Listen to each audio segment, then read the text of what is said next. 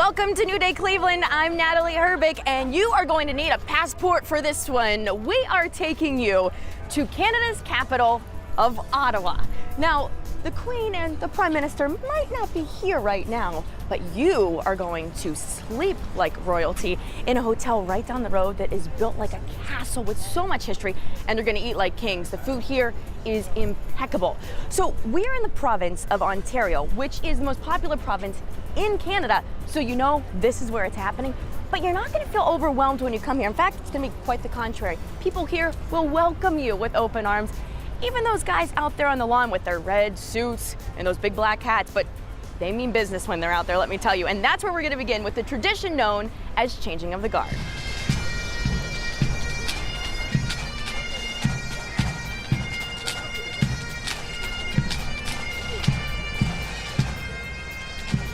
When you think of tradition in Canada, I think that this is one of the first things that people think of, and we are speaking of changing of the guard. I have Captain David Rennie with me.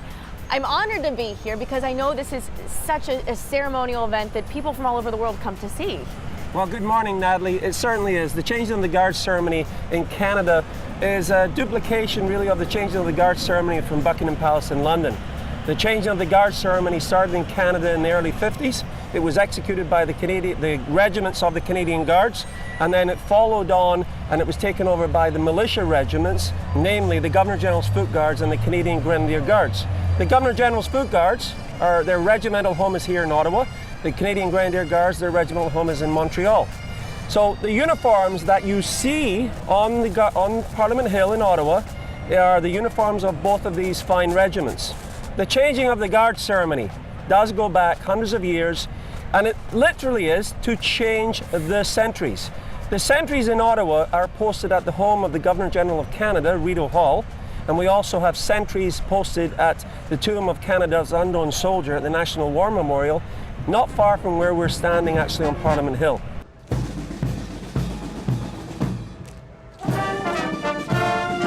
What about these outfits that you have to wear? I'm a captain with the ceremonial guard. I'm the adjutant, so also the deputy commanding officer. So my uniform is an officer's uniform of the Governor General's Foot Guards.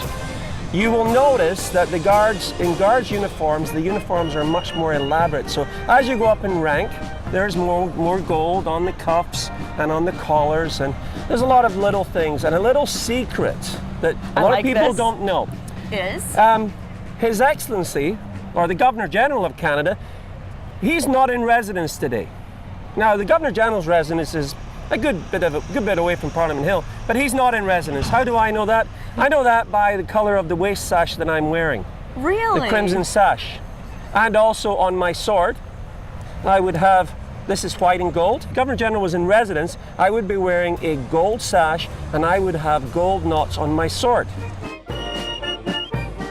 What people will see here is the Old Guard marching onto the hill at approximately 10 minutes to 10 in the morning. They are led on by the pipes and drums of the ceremonial guard. So they're not far from where we are standing right now, so they take about 5 minutes to march onto the hill. The new guard, the duties, are formed up in a place called Cartier Square Drill Hall, which is about a 15-minute walk from this location. They form up and they will step off at approximately 9:45. What they're looking for is to be on Parliament Hill at 10 o'clock sharp every morning. The sequence itself, the parade itself, there's a distinct format. The Old Guard is on Parliament Hill, the duties come onto Parliament Hill, and there's an inspection of the duties. The duties then become the new guard, and the officers, the guard commanders, will actually literally swap the key. So the key will be passed for the guard room from the Old Guard commander to the new guard commander on Parliament Hill. And then the duties will march off the hill, and everybody gets on with their duty. So do you ever get to go down to the Byward Market and relax and have a nice meal, or? I do, and I would, now and again, yes. There's lots to see in the Byward Market in Ottawa. All right, well guess what? Yeah. That's where we're gonna go next.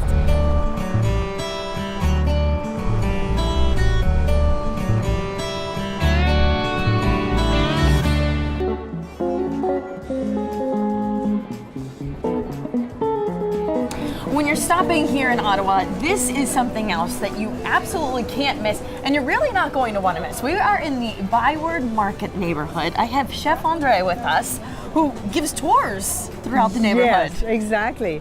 And then the Byward Market is all the farmers come here and sell their food, and then we have cheese and we have meat, and we have, so aisle 1 we have fruit and vegetables.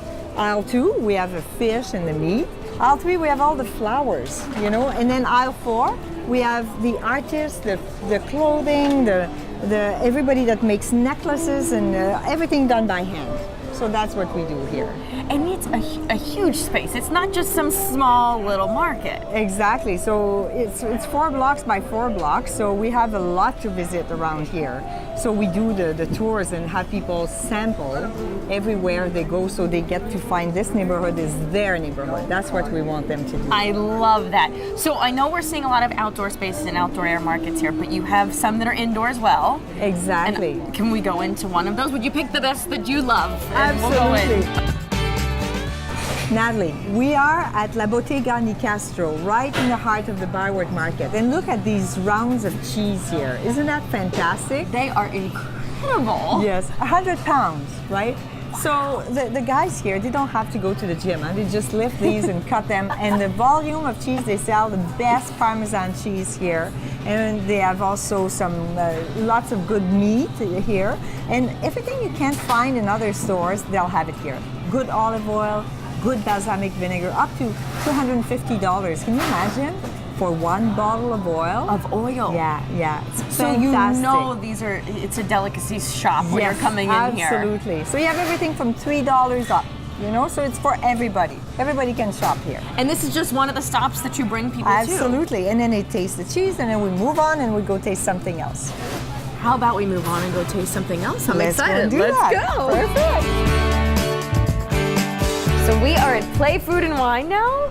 Exactly, and it's a small plate restaurant, and they pull out so many plates per night, all with local food. So, do you want me to introduce you to Chef Tim here? I would love to. I see he's already hard at work back there. Yes. Hello. Hi. Natalie, so nice to meet you. Nice to meet you so, as well. as she just mentioned, obviously I know you make so many wonderful dishes here. What are you preparing for us today?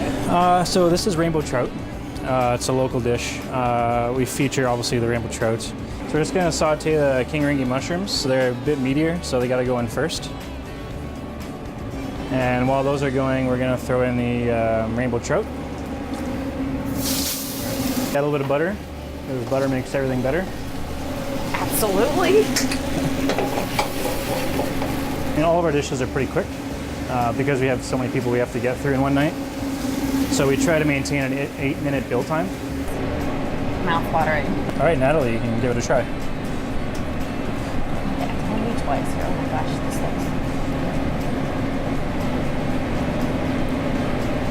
looks... Oh my gosh. That is so good. And the sauce, oh my gosh. Now I see why Chef Andre said we have to come here to eat. Thank you so much. That is so delicious. I don't know about you, but after a nice savory meal, you gotta have a nice dessert, right? Yep. Can we go get some dessert? Sure. Okay, let's go. Natalie, it's dessert time. Can you give a red velvet, please? Sure. Thank you. Okay, so I'm guessing this is another must-stop, the Cupcake Lounge. Absolutely, locally made, freshly made every day. For you, just for you. Well, come see Chef Andre, get a grand tour of the market, have some sweet treats. After the break, I'm gonna go try a beaver tail. Enjoy. I can't leave Ottawa without that. All right, Absolutely. see you after the break.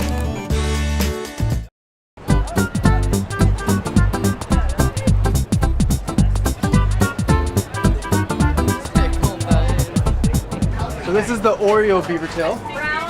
It has vanilla icing as the base, and then we top it with Oreo cookies and chocolate syrup. Welcome back to our road trip to Ottawa. Okay, we are at the Byward Market neighborhood right now because I have been told, had to come here because you cannot leave without having a beaver tail. So, contrary to what you might think it is, Adam, a pastry. Yes. A very sweet, delicious pastry. Very much so. It is a whole wheat and cracked wheat pastry. Okay, so first of all, where did this come from? This originated in 1978 with Grant and Pam Hooker. It was a grandmother's recipe, and they decided, you know what, let's try this out at our local fair. They did it, people loved it. They moved to Ottawa, started the business, and it's just absolutely taken off from here. You gonna show me how to make one of these? Can I help you? Yeah, absolutely. Until it looks like that. I gotta stretch more. Yeah. So you stretch Okay. around the outside, and then you're just gonna pull it right apart, I feel like I'm gonna have a fat beaver tail here. just till it's about that size. Oh, is it gonna break? That's okay, right? It takes a lot of practice. Yeah, it's okay. How long have you been doing this? About 6 years now. Okay, see, so he has 6 years on me, so don't judge. Okay, so how long does it sit in there? It takes about a minute. Doesn't Okay. take long at all, and we serve them absolutely piping hot. That's how they're served best. Okay, so this is something you don't want to bite into then, I'm guessing, right away. Oh, once it comes out, it doesn't take long to cool at all, but it's still hot and it's still great. Get some butter on it, and then just get a nice even spreading of cinnamon sugar. Put it in a sleeve, and it's good to go. Do you suggest that someone eats an entire one in one sitting? Is that okay? Yeah, people do it all the time. I do it all the time. Really? Probably too much to admit. How do you look like that if you eat these all the time? I just have to stay in Canada a little bit longer. Yeah. All and right. then just give it a nice Slop it even. in? Yeah, give it a nice even spread. Exactly. That should it do up. it. And then you'll put it on one of these. There you go. I You might missed want- a spot might or wanna two. get a little bit. Yeah, we'll just. Right, okay, see, just this even is it why I out. have you here There to you help go. me. And there you All go. right. So this Dig is the in. tradition that everybody talks about. Absolutely, yes. Okay, now it's time to try it.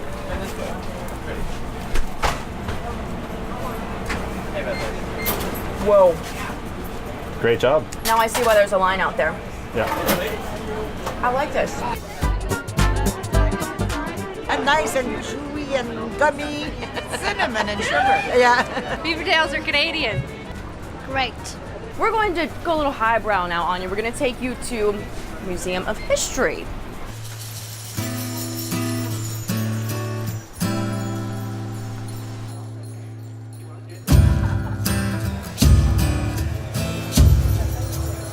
Talk about an amazing sight to see. We are at the Canadian Museum of History. I have Shalina with me. The architecture of this building itself is gorgeous. Yes, it actually does quite look contemporary, even though it is 20 or so years old. So if you're to look at the ceiling, you'll notice that it's in a very particular shape. It's the main form of transportation that the first people throughout Canada use. It would be a canoe. And you'll notice that the columns themselves are actually in the shape of the paddles themselves. Especially for the Grand Hall specifically, the original concept was to house the totem pole exhibit. So this is a very grand entrance here into the museum. Yes, it's a main highlight of the museum, and I think when people see it, they're amazed to see houses from different time periods, either pre-European contact as well as Europeanly influenced with the central houses, as you can see here.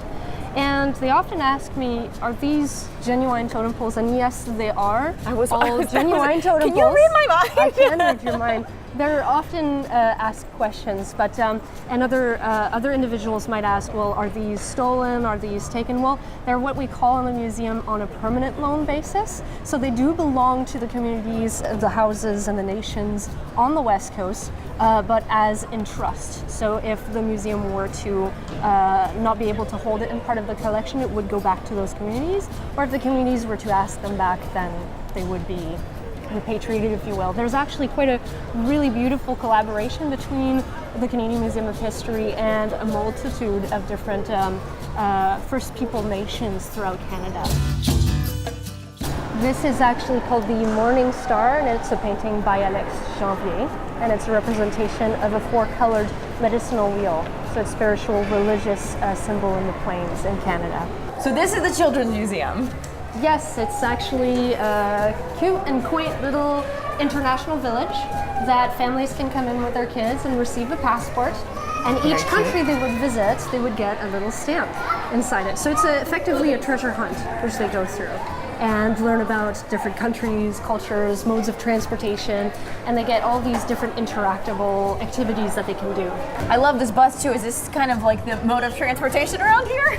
This is called the Pakistani bus, and I think it's one of our flashiest items inside the Children's Museum. A lot of people ask us, seeing it from the first floor, where this is, and it's in the Children's Museum. No, this is a permanent fixture here in the museum. Yes, it is But you a have some permanent. temporary ones as well? Absolutely. We have currently the Emperor Empress of Ireland, which is the greatest nautical disaster in Canadian waters. Okay, let's go check that out. All right. All right. So this is the Empress of Ireland. It's our temporary exhibit currently here at the Canadian Museum of History. And right as you enter, you understand what it's going to be about.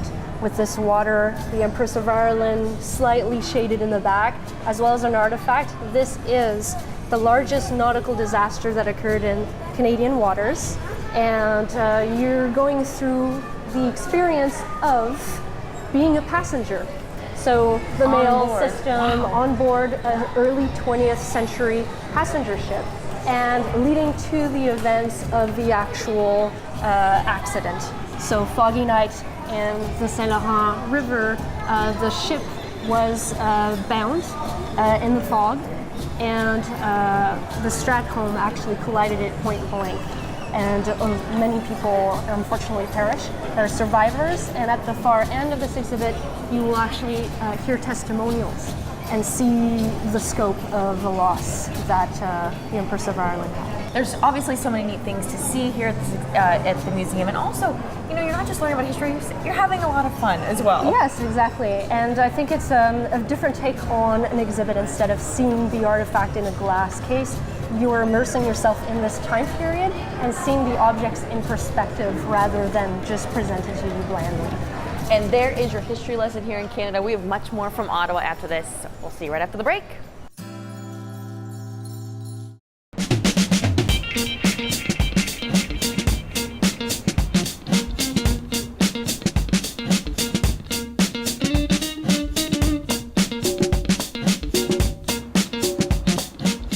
Welcome back to our road trip to Ottawa. Okay, so this is a name, a word that I feel like you need to know when you come here because it's everywhere, and that is the Rideau. Rideau. And we are on the Rideau Canal. Exactly. We're here at Dow's Lake, which is part of the Rideau Canal system.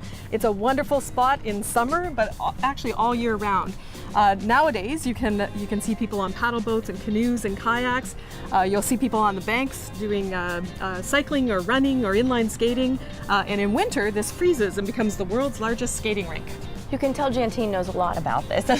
You've lived here for how long now? Since 1987. 87, so I'm sure you've seen a lot of activity over the years here. This spans how far? The part downtown is about 4.8 miles. That's the part that freezes and becomes the world's largest skating rink.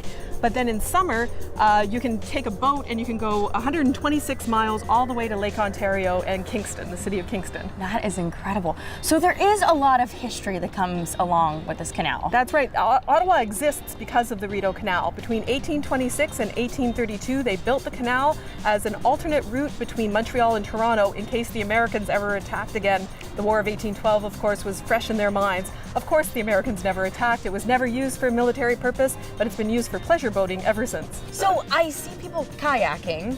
So kayaking, I'm guessing, is one of the big things. Exactly. Getting on the water in the summer, Ottawans love being outdoors, and this is a great way to explore the city. There's boat rentals here at Dow's Lake Pavilion, but even if you just stroll through the parks, in spring, this parkland here, Commissioner's Park, is home to 300,000 tulips for the Canadian Tulip Festival. They bloom at all different times during the month of May, and it's just absolutely spectacular. And I see bikers out here, so there's bike trails all around the canal as well? That's right. Cycling is very popular here. It's fairly flat, so it's nice, easy cycling. But if you want mountain biking, there is mountain biking on the Quebec side in Gatineau Park. That's very, very fun. And in the summer, it's really beautiful parkland. It's a wonderful way to explore the city, to meet other Ottawans, and to just have fun. And what about the locks? The locks, that's part of the reason why we got the UNESCO World Heritage Site designation. We're the only UNESCO World Heritage Site in Ontario. And part of the reason is because the locks are still operated by hand, still operated the same way when Colonel By came to build the canal. When he finished, that's the same way they're operated today.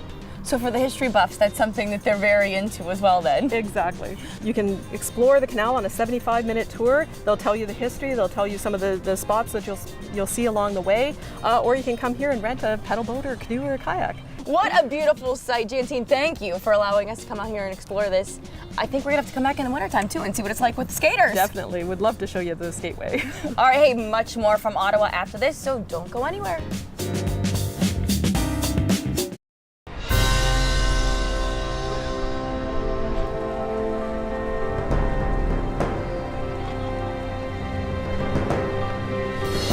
Welcome back to our road trip to Canada. We are back here on beautiful Parliament Hill. You've seen so many things around the city so far, but I wanted to come back here because this is where things are firmly rooted, and what a beautiful area it is. And we have Craig with us, who gives tours all the time to people here, correct? That's correct.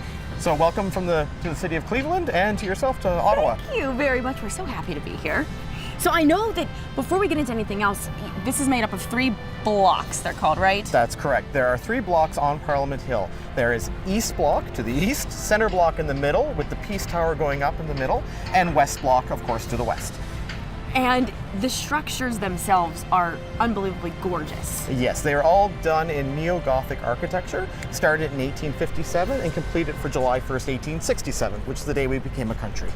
And I highly suggest taking the inside tours where you really get to see all of the different areas inside of the Center Block, including the House of Commons and the Senate. They're both remarkable inside. They're beautiful, beautiful structures inside with fine detailed work in both. The House of Commons is equivalent to your House of Representatives, and the Senate is equivalent to your Senate, although totally different based on the British model. You also get to visit the Library of Parliament, which is incredible. It is insanely gorgeous in there. That actually was, when it was opened, is where President Obama met Stephen Harper, the Prime Minister, when it first opened in 2009.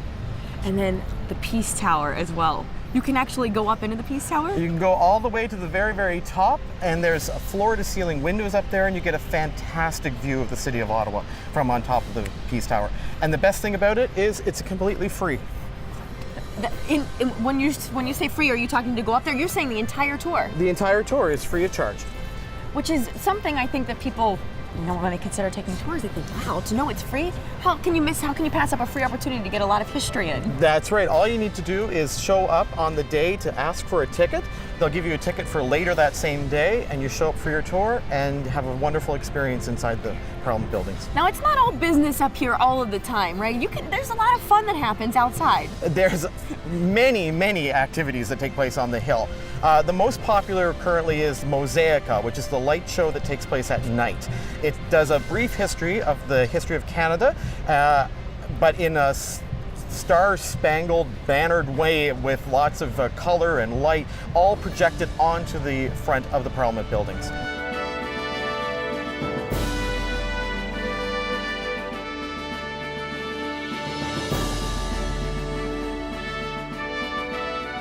By winter's stainless snow, Canada's greatness shall arise.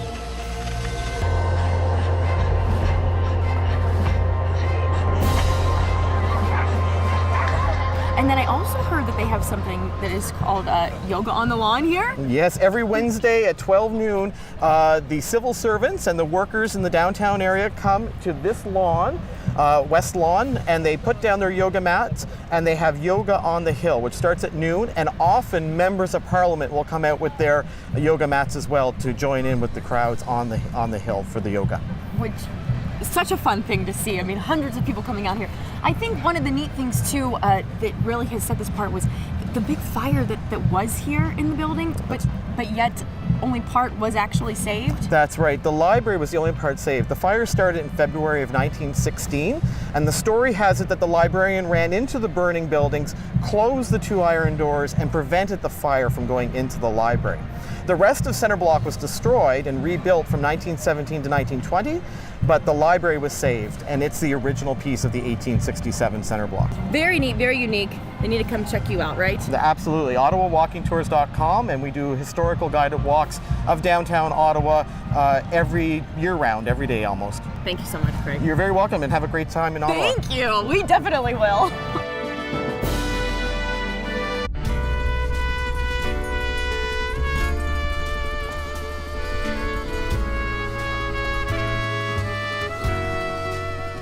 Welcome to the Fairmont Chat Laurier. Right next door to Parliament Hill is this picturesque hotel that reminds me of a beautiful castle, and you're greeted the moment you walk in the door. And Denise, here at the Chateau Laurier, the grand lobby is the first thing that you see. Yeah, we're so lucky. I mean, this is really Ottawa's castle. And so everything you see around you, the Tiffany stained glass windows, all of the beautiful oak paneling, and just in front of us, we have the bust of Sir Wilfrid Laurier. And the hotel is named after Sir Wilfrid Laurier. You have this castle that's just nestled in the downtown core. We have great history here. The hotel was built in 1912, and there's a little bit of a link to the Titanic, actually. I was hearing about this, and it gave me chills when I heard this. If you could explain a little bit more. Yes, Charles Melville Hayes was really the visionary behind the Fairmont Chateau Laurier, and also the train station, which used to be right across the street. And so when they built the hotel, he was to be the first general manager of this grand hotel. But unfortunately, he was in England at some meetings and was invited to come back on the Titanic. And so unfortunately, he met his demise only 2 weeks before the hotel was scheduled to open. Unfortunate for him to not be able to see how beautiful of a place this has turned into today. Another person who has been here and actually resided here is a very famous artist.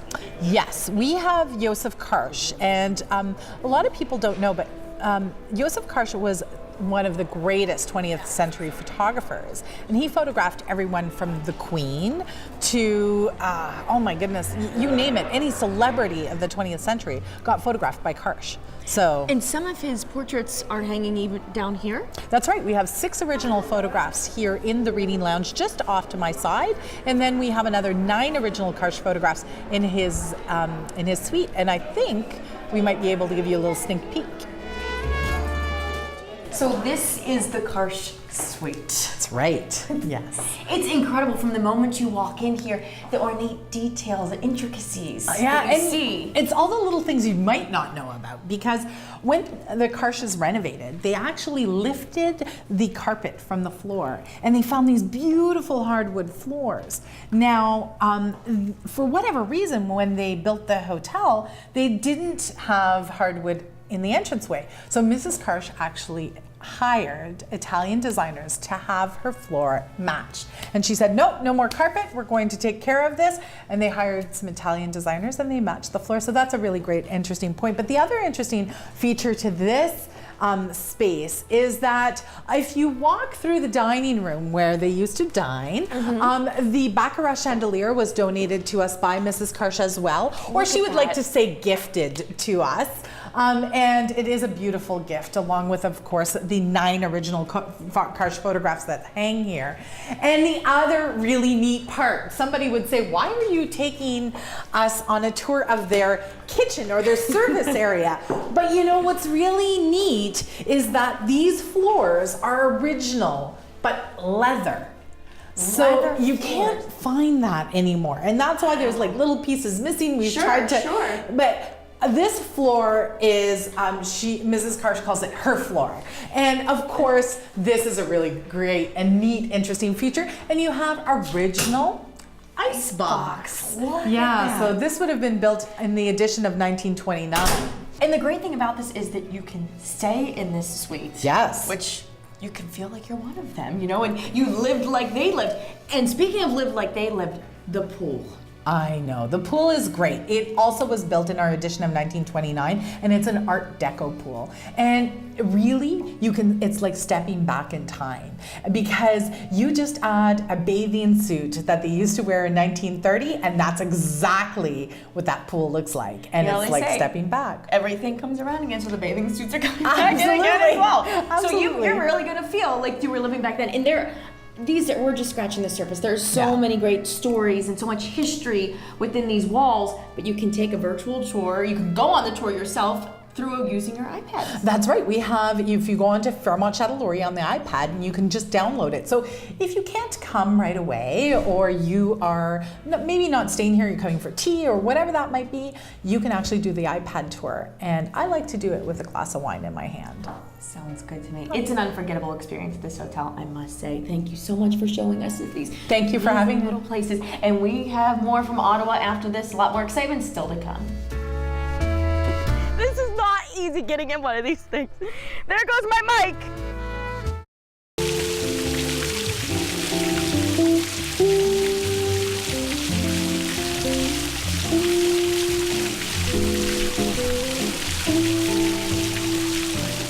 Welcome back to our road trip to Ottawa. I think we have already shown you that there is so much to see, do, eat, shop at the Byward Market. And now we're taking you to one more place. We're at the Black Tomato. And if you want to sit down, have a great meal, and get a great craft beer, Shane, this would be the place to come, right? This is definitely the place to come. You got. I know local breweries are really big around here, and you place a heavy emphasis on we that. have 22 taps of local craft beer. We rotate about through 40 different beers, so every day we're changing beers of all the local craft scene in Ottawa. So, what makes this place so special? I know this area is so hip. There's so many great places to come to. What makes this place stand out? Well, I mean, we specialize just in local food, local beer. I mean, everything we do is from the city of Ottawa and from the smallest farmers we can find, from the smallest craft breweries we can find. And we've been doing it now for 19 years. 19 years on Canada, yes. I like the name too, the Black Tomato. Black Tomato, Am I throwing a curveball at you with asking you where that came Everyone from? asks where that comes from. Black Really? Tomato Okay. is just because you don't see anything like it. The Black Tomato is its own thing. The Black Tomato stands alone. So great space inside, but you also have We have a beautiful space. courtyard, that we share with 4 other restaurants. But it's a beautiful courtyard. We're gonna go out there and have a bite to eat and have some beers. So. Let's get back to the beers. Talking about these craft beers. They do come from all over Ontario? All over Ontario, yeah. We specialize basically in Ottawa craft beer, but we do bring in a few others that a lot of restaurants don't have. Look at that, right on cue with some great food too. Why, thank you. I love this. So you kind of let people know what they're drinking. This is, one of the things we do. So this is a flight board here. It's 4 5-ounce glasses, $8. You pick all the beers out of 22 craft beers on tap. You pick your choice. Like today we're drinking Beau's Lug Tread Lager Ale, which is Ottawa's staple beer, I would say. It's I gotta try the started staple beer then. It started the craft brew scene in Ottawa, I'd say. It's a nice, easy drinking, crisp, all organic brewery. Everything the brewery has done, all organic. It doesn't have that much of a bite. It goes out very just smooth. very simple, easy drinking. Yes, yes. And we got a couple of the newer breweries here. Well, Kitchissippi actually is another older brewery. Kitchissippi is named after the Ottawa River. It used to be called Kitchissippi River. Okay. And in 1855, when Ottawa became a place, that's why they named their dark So they ale named it after 1855. I'm a dark ale kind of girl, so I gotta try this one too. I like that a lot. I like goes that a down lot. easy too, not too much of a bite to it. These here are a couple of the newer guys we got in the city. So you got Broadhead's Backbone Standard Ale, nice, easy drinking blonde ale, not too hoppy, not too bitter, nothing along those lines. And we got Castle Brewery just outside the city. We have a lot of breweries that are focused around the city, not definitely in the city, but very easy drive to get to. But theirs is the White Fox, which is a Belgian style wit. And you change these. I hear you change these out all of the time. So we're seeing new things a lot. We go through about 40 different beers, I was saying, and we change probably 5 kegs a day of just putting on something new. And the food also local. Everything's local as well. Yeah, this is all from one place, Seed to Sausage actually. It's from Titchburn, Ontario. They just opened a new store in the city actually. So today they gave us pork pastrami that they make. Fantastic, the fattiness just melts in your mouth. Saucillon sec, which is a dry cured pork sausage, and then a Northern Italian smoked ham. And then we just got our house pickled veg, little house mustard, and some baguette. So this is just a great appetizer. This is just a nice little start to your Great dinner. appetizer. So we're just gonna get your appetite a little wet with all of these great things. You have to come check them out here Please do. at the Black Tomato. And I think that once you take all this in, you might need to digest all of this before you head to our next stop. And I am about to show you why.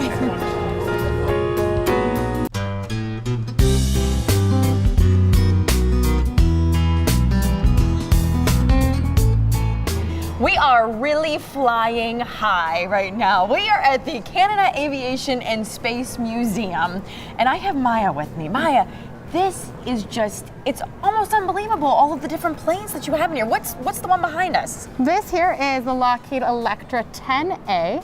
So this plane is used by the Trans-Canada Airline here throughout the 1930s. Now this plane is quite unique, like many of the different aircraft we have throughout our collection. So really, when people come in here, are they seeing planes from all different periods of time? The unique thing is when you come into the museum, the very first aircraft that you saw walking in. Yes, that one, the wow. Silver Dart. Yes. That's actually the first heavier than air flight that took place here in Canada. So you'll start all the way back in the 1900s, and you can travel through time, through the First World War, the Second World War, and into present day through our collection. We have a little bit of everything, from hobby planes like the little Moths to large bombers like the Lancaster from the Second World War as well. Oh my gosh. So for kids especially, I'm sure when they come in here, are they just blown away? You know, it's amazing to see their reactions to the different styles of airplanes, to all that programming, the activities that are available not only for younger audiences, but it's a really big family experience that they can have here at the museum as well. And each plane is somehow linked to Canada in some way, right? Or has some special significance Absolutely. to the country? The Canada Aviation and Space Museum is a showcase of our national heritage. Each plane has a unique story and a unique role it would have played throughout the development of aviation here in Canada, or even just our culture and our cities all across from coast to coast, north to south. And normally in a museum, I think you think, okay, everything is all indoors and under one roof, but you actually have two incredible experiences that people can get involved with. Absolutely. Here on site, we're actually able to host not only a helicopter ride that'll take around the city, but our other partner offers an open cockpit biplane ride. Can you believe that? So I'm going to go outside and really see what this is all about. Enjoy your experience. Okay. It's a great flight. What did you think? Well, it was awesome. It was fun. Cooler. The air is a lot cooler, so it's not as bumpy. Okay, here it is. We're standing in front of the biplane, which Greg takes for a spin. How many times a day do you do this? Oh, 10 to 20 times a day. Depends on the day, so yeah. Well, I'm glad you do this so much because it wasn't until this exact moment I think that I realized I want to hop on board with you. So you can take people, how many people? 2 at a time? Yeah, we take 2 people at a time. They sit in the front, and we take them over downtown Ottawa, Parliament Hill, and back again. It's great. For someone like me who's terrified of heights but saying I really want to do it, do you have people who come to you like this a lot and then? That happens all the time. And they get in the airplane, and actually those are the best people to take. They come back and they're so excited they went, and they're so happy they went. But, yeah. So you see all of downtown Ottawa? All of downtown Ottawa, Parliament Hill. We go within about a mile of Parliament Hill. All the built up area down there. Yeah, it's a beautiful ride. And how high are you above About the ground? 1,500 feet. 1,500 feet, yeah, that sounds so not too high. That's not too high. Yeah. Not too high. And I hear that these, they're a little bit slower than you would imagine. You're used to being in a plane and going flying, but this is a little slower. It's very slow. It does about 85 miles an hour, so your car probably goes faster than this. And it kind of really soaks up the bumps too, so if there's any bumps up there, you can't even hardly feel them. You'll be fine. See, look, I think you've really convinced me. I'm gonna do it, and we'll see afterwards if I still have the same smile on my face. Sounds good. We'll still be giving thumbs up, right? Yeah, absolutely. All right, so we're gonna get the goggles on. Yeah, Ege will get the stuff for you. He'll get on. the helmet and the goggles and get you ready to go. All right, let's do it. Okay, Ege? All right, so this is what I put on. Yeah. Okay. It's all for you. I don't know why I do this to myself. Okay. Put these in front of your eyes. Yeah. Where am I? Okay. All right. All right. Stand up here. Grab these. Oh my gosh. Ow. This is not easy getting in one of these things. There goes my mic. Okay. All right.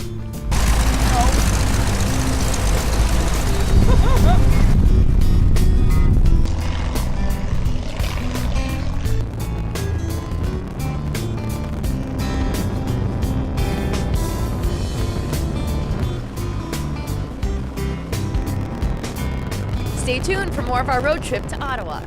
We did it! That was awesome!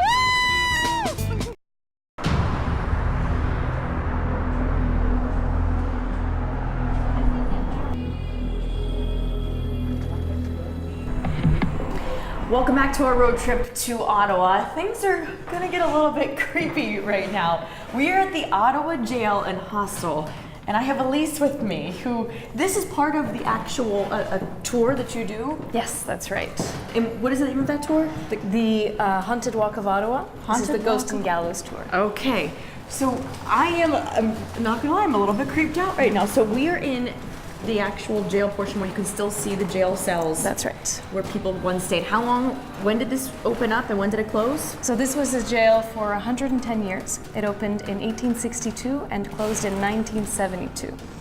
And right after, was it a year after it turned into a hostel? 1 year after it turned into a hostel.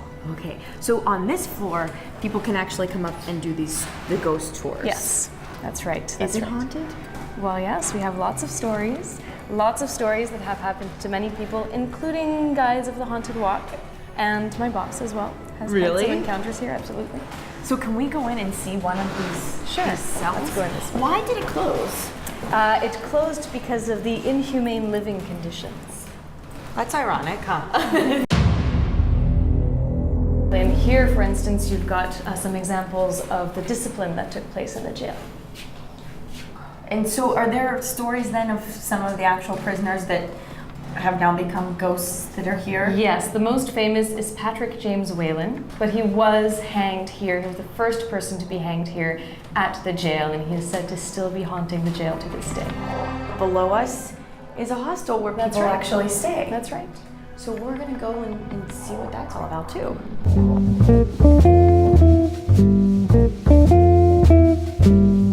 I grabbed David to talk to us about the hostel side of things. So this is, how many floors do you have that people can come and stay at? People can stay pretty much all of them. So from 3 to 9, I guess that's 6 floors. 3 to 9, okay. Yeah. So 6 floors. And I think these look a little bit more spacious than some of the ones we saw upstairs. A lot more spacious than what we have on level 8. So this would house, how many people would stay? It would be in for one? 2 people or just for 1 couple. Okay. Yeah, so maximum of 2 people.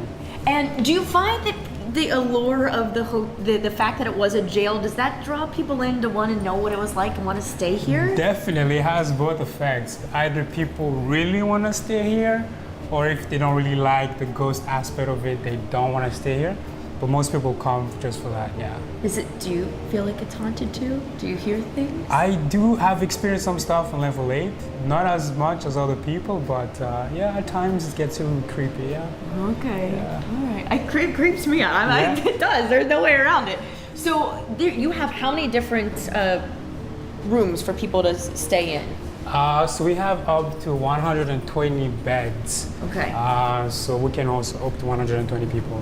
All right, and then they'll share bathrooms? Yeah, so if you're staying in a dorm, you're definitely going to share a bathroom, and we have private rooms where you'll have your own bathroom. Okay, yeah. So there's a variety. You can either share or not necessarily. And I hear that you have in the courtyard where they were once roaming. Yes. It has turned into something else now? That is the mugshot, the bar of the hostel now. Mugshots. That's correct. Pretty good name for a bar. That's a very good name for a bar. Yes. So when the ghost gets you can go down there and have a few drinks and everything will be okay, right? Yeah, that's right. Yeah. It's definitely unique. Yeah. I'm sure this really stands on its own in this city. It's a very unique place. One of the best places to work, I would say. Definitely, yeah. So I think we have saved the best for last. Thanks, David. You're welcome.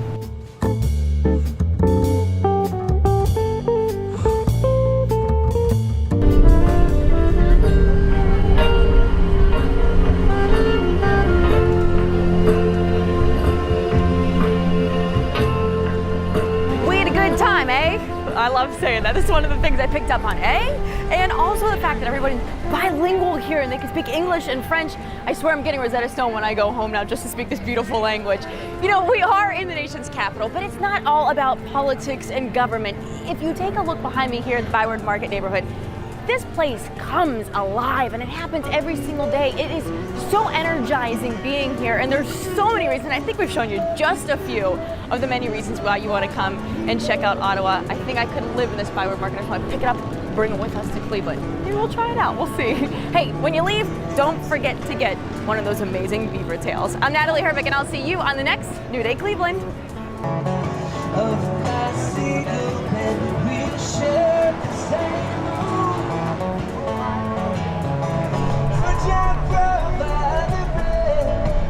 Is this love, is this love, is this love, is this love?